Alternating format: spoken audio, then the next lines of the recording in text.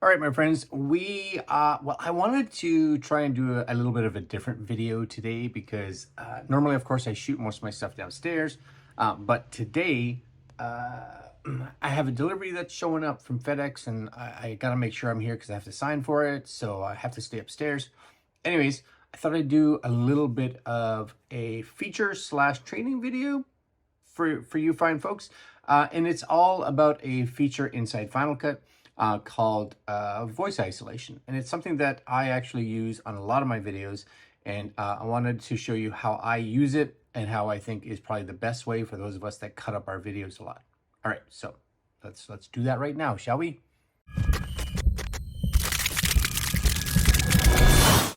Now, before I get into this, you guys, just so you guys are aware, I'm shooting, because I wanted to see how well this works, I'm shooting this whole video, this part here, not the screen grab or anything like that, but this part here, the face part, using the cinematic mode on the iPhone 14. Yeah, using the front-facing camera.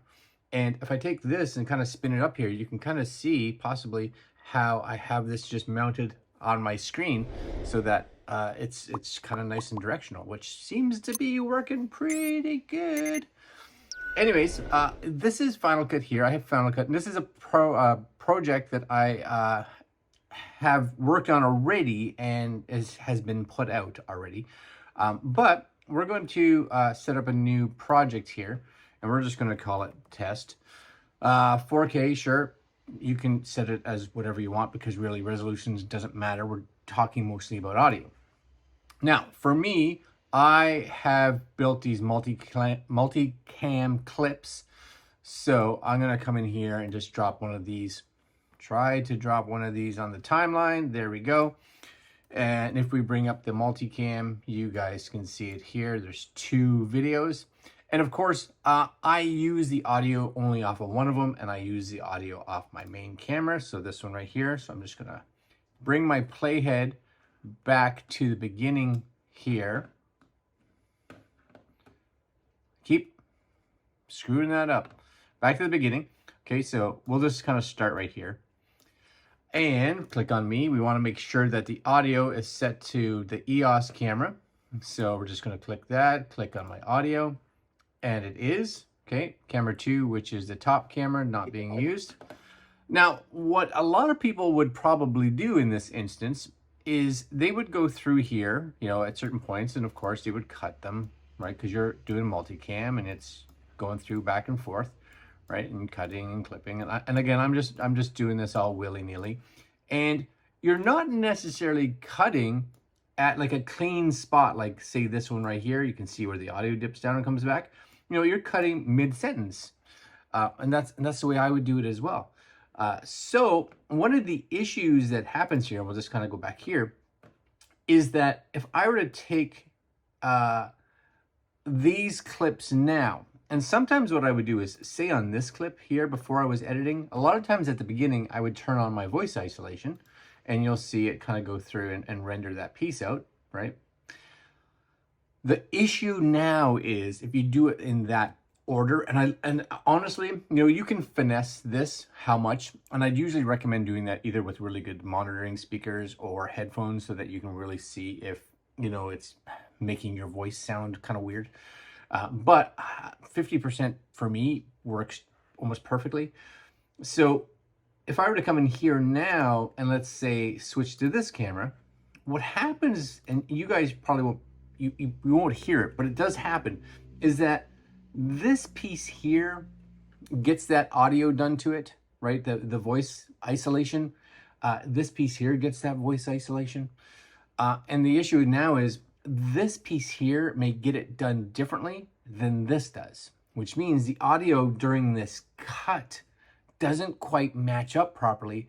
So you get this nice tick, and it could either the volume go down a little bit or volume come up a little bit. And for some, it may not be really noticeable, but for me, definitely noticeable.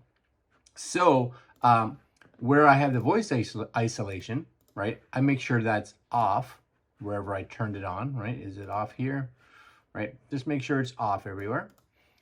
And then when I'm done cutting the whole thing, everything's cut, I usually go through and I select, let's say from this point forward was actually multicam clip 2, or a totally different clip, so it was different sound. I recorded it in a different area. Maybe I recorded it at the table, or maybe I recorded it outside, whatever it was. You want to remember this, because this part here was all recorded in the same area using the same audio. So I'm going to highlight this part, then I'm going to make a compound clip, which is going to do this. Now you get one solid piece of audio. And now I'm going to do voice isolation on it. So at this point in time, you don't get any of these snaps where it kind of snaps down a little bit or snaps up a little bit with audio. It sees it as one big audio file, and it just works on it.